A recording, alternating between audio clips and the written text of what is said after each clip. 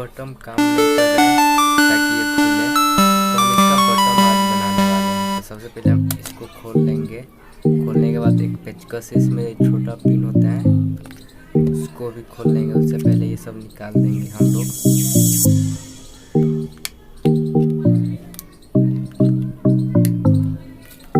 Scene मोड़ जो भी हो इसको निकाल कर अलग रख देंगे।